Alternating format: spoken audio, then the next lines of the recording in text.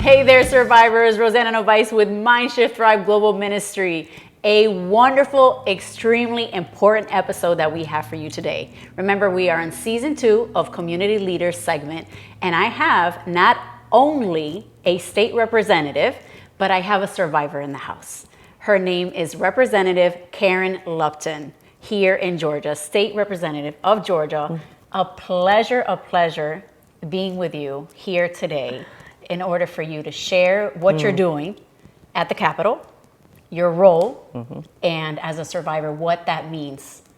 Because the fact that you have that dual approach to being a witness and a part of that Stand With Survivors Day that we did back in February, that's how I met you. Yes.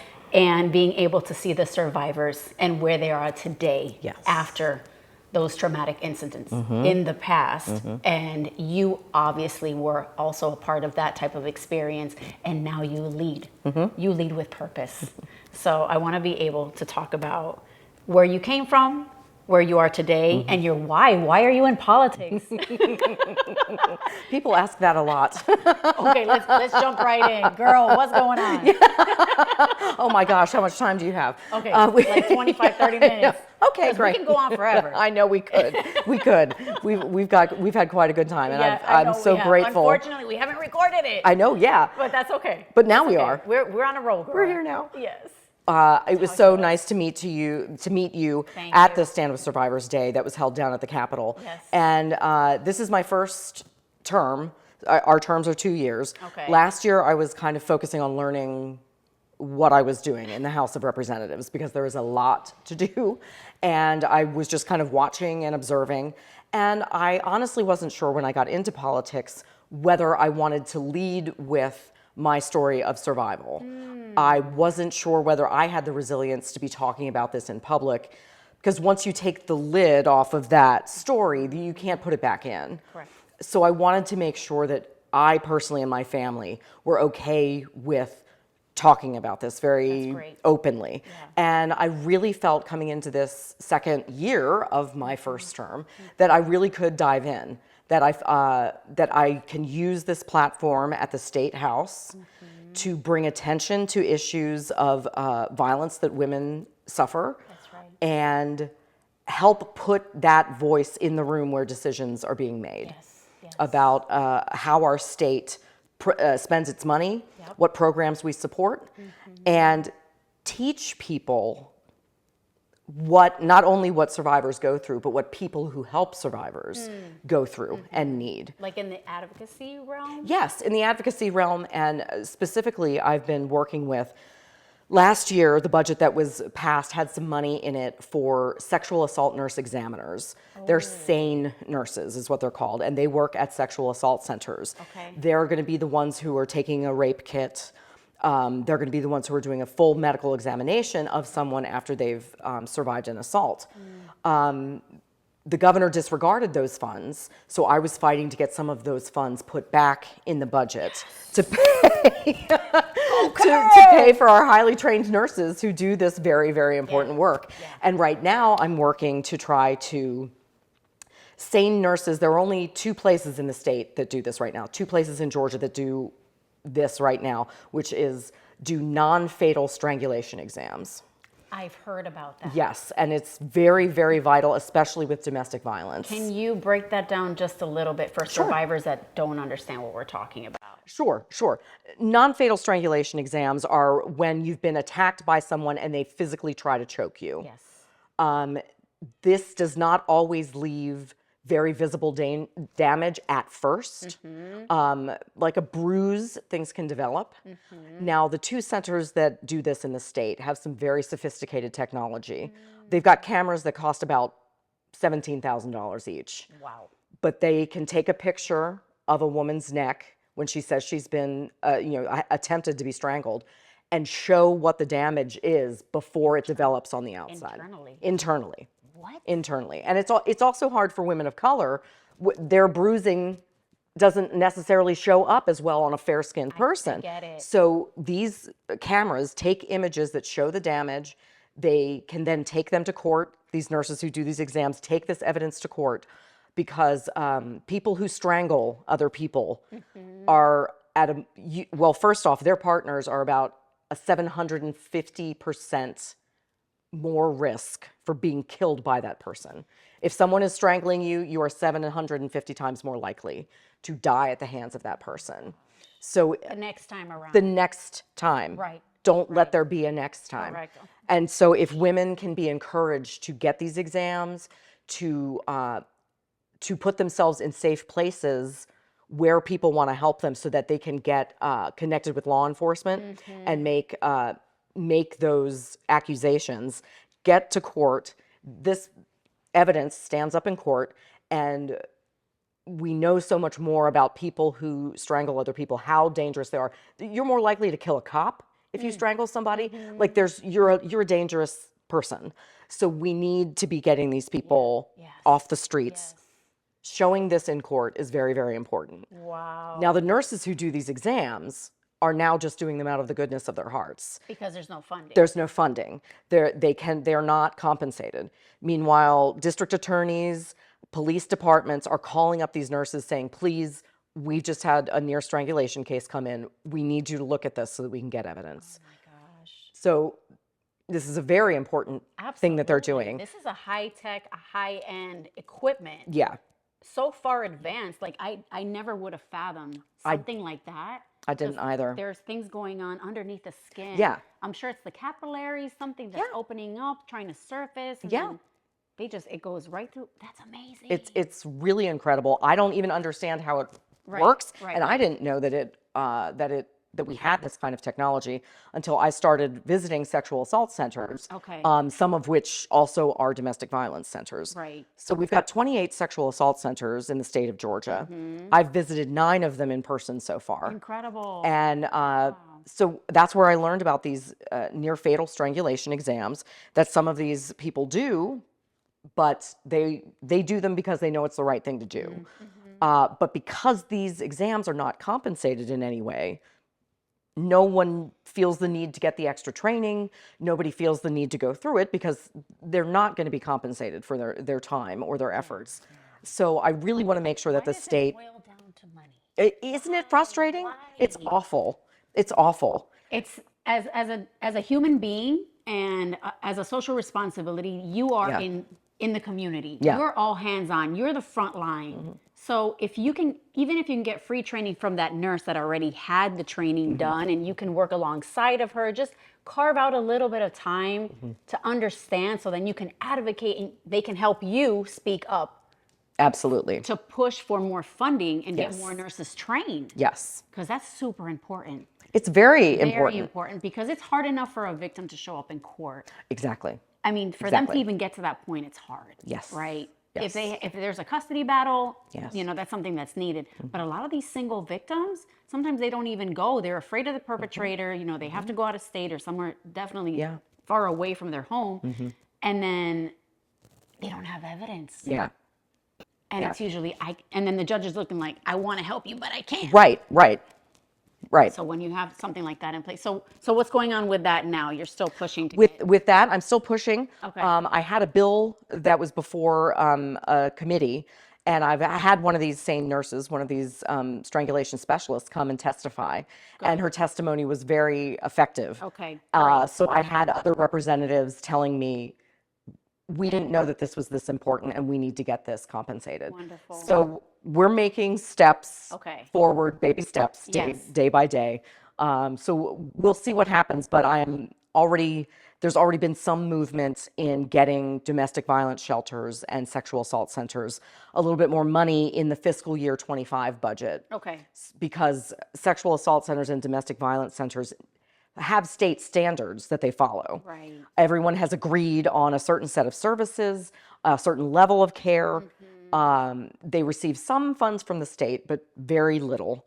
So we have started to present to the state, it costs this many millions of dollars for a domestic violence center to meet state standards. This is how much per year it costs, and you're giving them this much. So maybe it's time that we start to really support this. and show, show that it's important to us to help women in our state get out of those violent circumstances. Why is domestic violence a public issue? Because one of the myths is it's not my problem. Exactly. It's not happening to me. This is a private issue. Why is it public? Why is it important for everybody to know how serious domestic violence is and it's happening in our community? It's hidden. It needs to be talked about because it's so hidden. It is not rare. Correct. And we know that it's not rare. And we know it's not rare. Right. So how is it affecting people that so-called they haven't been a victim, but we know that they know someone that's been through it. Exactly. So how is it a public health concern? Why is it a concern for you as a state representative? What are you seeing out there that it's affected indirectly? I'm seeing being able to teach people inside, like I see my role as being able to teach people inside those rooms where decisions are made, how important this is. Yes. They don't understand the intricacies or the shortcomings if they are not told. So if I can build trust with them and then say, hey, we have some very highly trained nurses in this state that are getting paid $3 an hour to sit on calls on nights and weekends in order to wait for an assault to come, to happen, if it happens. And when I tell the folks the facts, they're shocked. And then they immediately want to help. So part of it is getting information to people who make those decisions. Another part is standing up and being able to tell my story. I'm a 26-year survivor of sexual assault, but I'm here. I'm now a state representative. You would never have been able to convince me 26 years ago when I was assaulted that I could recover and thrive again. It didn't seem possible. That's right. So I'm hoping that by telling my story, by being very open about, hey, this happened to me, that other women can see themselves perhaps in the story and say, maybe my life isn't over. Maybe there's hope for the future, because I know I did not see it for myself at that, at that time. It took me years to really, even with a very strong support system with a husband and family around me, it took me many years to be able to just function normally again. Okay, so going back to what you were saying, it's getting the information out there, Yep. the awareness. Yep. The more people know how pervasive this pandemic, this epidemic, what they call it is, this huge public issue is, then maybe you would have had a bigger support system back then. Yeah. And where they would have normalized, like, oh, you've been through, I have been too. Right. So a lot more people would have been like, girl, let me help you. Right. I got you. So you have those people that really understand and have completely, at some point, they see these myths as myths. Yes. Because your constituents and in the political realm, that's all, I mean, everybody's focused on getting the House bill passed. What are the issues at hand? What's the budget? And nobody is really understanding the dynamics behind this. Yes. So that's why you're the voice. Yes. And you're educating them. And you're breaking down those barriers, those of stigma. Yes, absolutely. Talk about it. Right. Because when people can see the face, the person in front of them, that's when, like you use the word myths, that's when those shatter. That's when it's, oh my gosh, I've had coffee with you, or, we've hung out at parties with you. They never would have imagined, because, well, that happens to other people. It doesn't happen to Doesn't happen to right. So, but no, it does. That's right. So it's best to talk about it plainly. You and I were talking about how we're just kind of plain talkers. We're just ready to come at it straightforward. Just lay it on the line. And it took a while for us to get there. Yeah. Right. Oh yes. But I think that the healing journey can be truncated, can shorten in a way that it doesn't have to take a decade or 15 or 20 years. The more we make this like a thing, the more we speak up about it, they're like, oh, we can come together. Yes. Because they're going to be more open and receptive, and they're not going to judge. They're not going to isolate themselves from you. Right. Because they're like, they're weirded out. Yeah, they're not, you don't need to feel shame about this. Yes. That this is something that our society as a whole is going to support, to advocate, not ostracize. Right. And to lift up instead of instead of casting out and shaming. Yeah, That's absolutely. I've never understood it, to be honest. Even before I was on the inside of this story, I didn't understand. So I'm hoping that people will maybe think twice if they know somebody. If I'm standing there in the well of the state house saying I'm a 26-year sexual assault survivor, some people can change their assumptions, Absolutely. and by doing that, break down some walls and bring people into this conversation. I think it's so needed, and so many more women and men that have been abused need to come out and speak up. So, but we're doing it. We're doing it now. This is a platform to do it. Yeah. As far as the House bills that have to do with domestic violence, what is it that you're supporting right now? What's going on at the Capitol? There is a bill by a friend of mine, Representative Omari, who it is adding a definition of dating violence in with some of the Within some the stalking language. and within the language. Okay. And I did not. He presented his bill at the same time I was presenting one of my bills, so frankly, I wasn't paying all that much attention. But he is a great, he's a great guy, and his bill, I don't know, it did not make it past crossover day, which means that it did not come out of the House over to the Senate for consideration.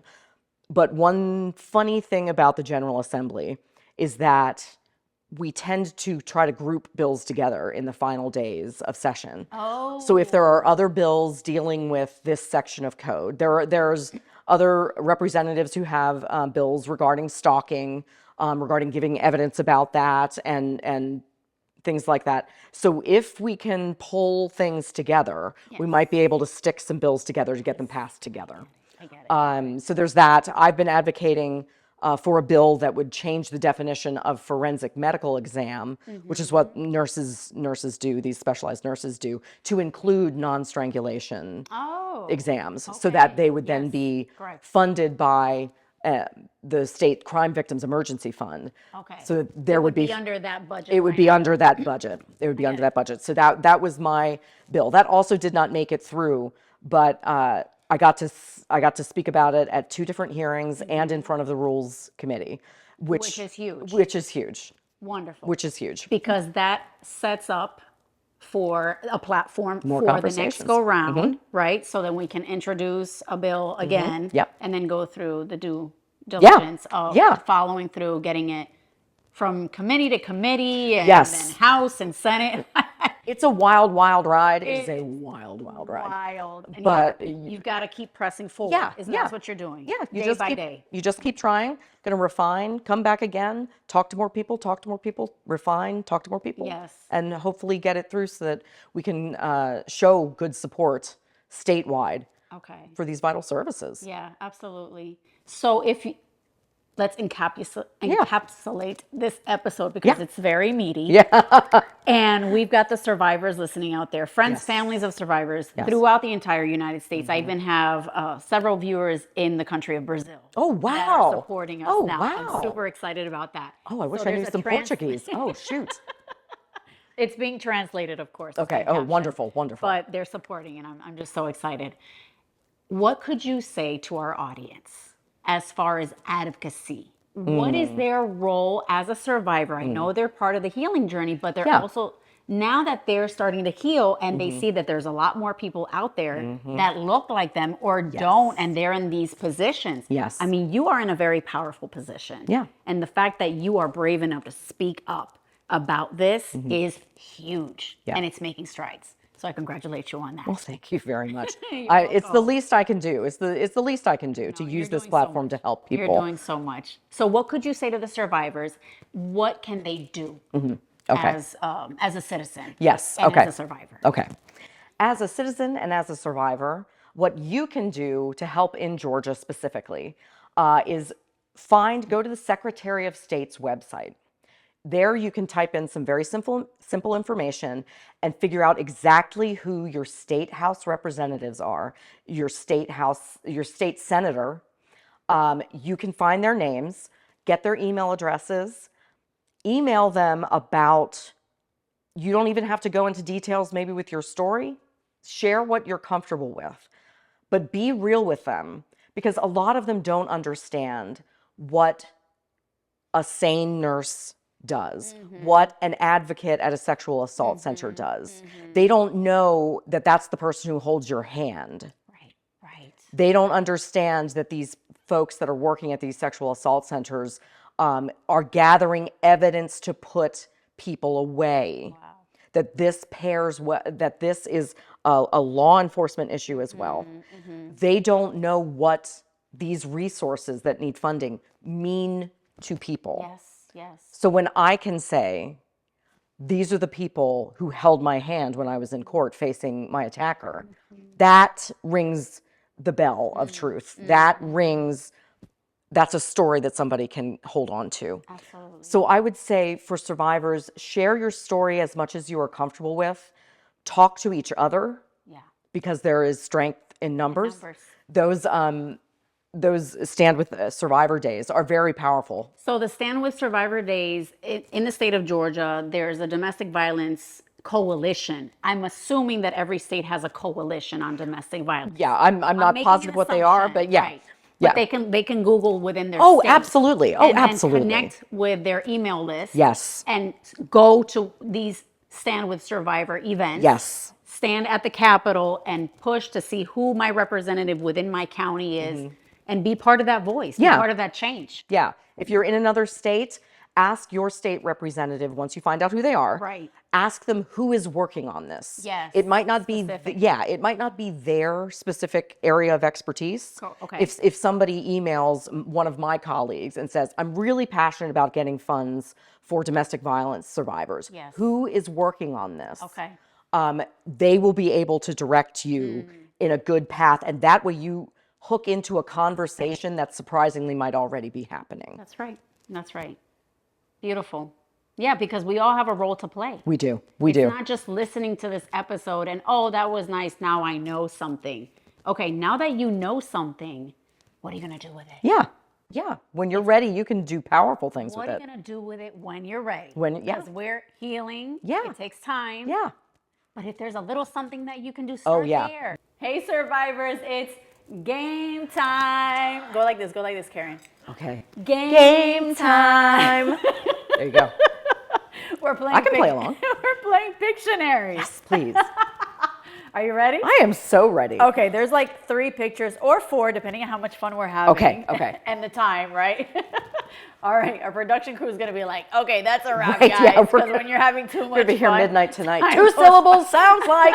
Yeah, we could be here for a while. All right, first picture, girl. Okay, this is an act. Okay. So it's a verb. Okay. Ooh, there goes mine. And Okay, waves. We got water. We got a person. We got it. what are Okay, they there's doing? more than one person. Well, okay, what is this person doing with, I'm not supposed to talk. Surfing? No. Swimming. Yes! Hey, there we go. There we go. Ding, ding, ding, ding. We got to win a Oh chicken my dinner. gosh, can I take this with me to the state house? I'm going to do this every time we get a bill through. I love it. You love it? Yes, please. I'm going to get you one. Oh my gosh, this is going to be amazing. I'm sorry, I keep losing my mic. Shift thrive. There you go. I'm going to see if we can put our little logo Yeah, put your logo on it and I will put it on my desk. Girl, I just love that metallic color. It was a pop and I was like, we got to do it. I love it. I love it. Girl, you're good at this. Okay. I love it. I loved your drawing there. Oh, that was a very good swimmer. Thank you. You're so kind. Okay, ready? Yes. And second one. All right, so we're at here. There's also.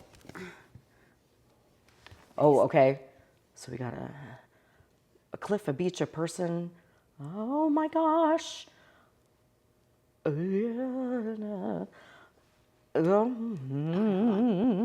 Sailboat. No, not sailboat. Windsurfing. Fishing. Yeah! Yeah. You already got a song with it. I know. We're gonna take this. This is hilarious. Excellent. Excellent fish. Did you zoom on this picture? Excellent It's horrible. fish. Let's get that.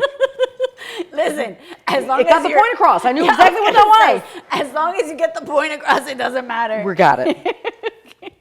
All right, this is going to be the last one, all right? Okay. Oh my goodness. It's got to be with a black marker, not blue, because I don't want to throw you off. Okay. And I'm going to flip it. Oh, Lord. Because we need, Okay. this is on purpose. Okay. All right? All right. Okay, mountain, maybe. Ooh. Climbing. Rappelling, rock climbing. Yes! Rock climbing. Yes! Yeah. There we go. Yes. Go. Keep going. Jump. Keep going. Yep. Oh, you got some rhythm. I got some okay rhythm. You know, we're going to be singing on the next one, Oh, right? gosh. There we go. That was amazing. That Rock was so much climbing, fun. great. I know a state senator who rock climbs in her spare time to really? Yeah, to burn off the energy. Yep. Yep. This is so cool. Rock climbing is very healing for her. But Hey, that's great. Hey, whatever works, as love long it. as it's a positive outlet. Yes, exactly. Right? Exactly. That's so cool. Thank you so much. You're more You've than been welcome. That was so much fun. I appreciate you. Let me get a hug in. Oh, absolutely. I am a hugger. Oh, well, and me too. You too? Okay. Thank you so much. Thank you. It's been my honor. Thank you for having me. Absolutely. Oh, Mindshift Thrivers, another amazing, wonderful, fun, informative, educational, transformative episode. We want to thank State Representative Karen Lupton for being on our podcast. We can't thank you enough. Thank you. Yeah, appreciate you.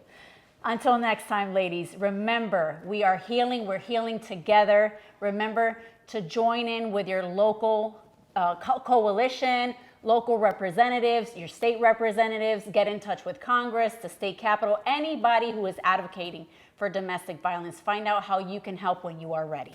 God bless you. Stay tuned. We love you. And don't forget to thrive. Until next time. Mwah.